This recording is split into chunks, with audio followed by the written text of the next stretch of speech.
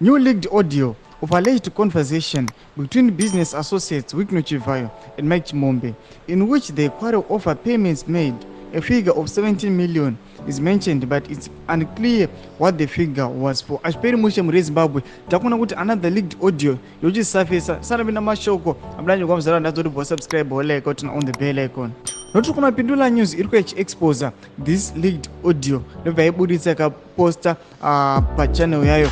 Muri Zimbabwe kana dokona access to this audio iripo panapa chikopinda mu comment section made wo director to the channel unozvinzwira pa leaked audio iyi. Muri Zimbabwe pakatoshara noti kuona kuti aiwa Mike Chimombe na Wikno Chivhayo vakomana ava havasi kuwirirana pamusoro penhau kubhadharana kana kupanana mapayments panhau yematenders avanenge vachiita zviri kunyatsa kubuditsa kuti aiwa vaviri ava havasi kutombowirirana. That's why tiri kuona kuti aiwa umwe ari kusungwa umwe haasi kusungwa. Muri Zimbabwe svamunoziva kuti izvezvi Wikno Chivhayo zviri kuzikanwa kuti haazi musungwa. Wikno Chivhayo ari kuramba atongori free, but vana Mike Chimombe varamba vari musungwa. Hameno kuti chii chasiyana pakati pavo sevashandi vaishandidzana, asi vamba muaudio tiri kuona kuti aiwa vana Mike Chimombe vaitsomana nana Wikno Chivhayo chinzi seuchinonoka tibhadhara kana uchipa mapayments kana pane zvatinenge takawirirana, asi mari inenge yatobuda yatovapo nousikachareplay makozi edu kana mamessages edu. Tikuona vaviri ava kana kuti vana Wikno Chivhayo nana Mike Chimombe havasi kuwirirana. Tudze mafungiro enyu motokudei pamusoro pechitiko ichi mina comment section medu.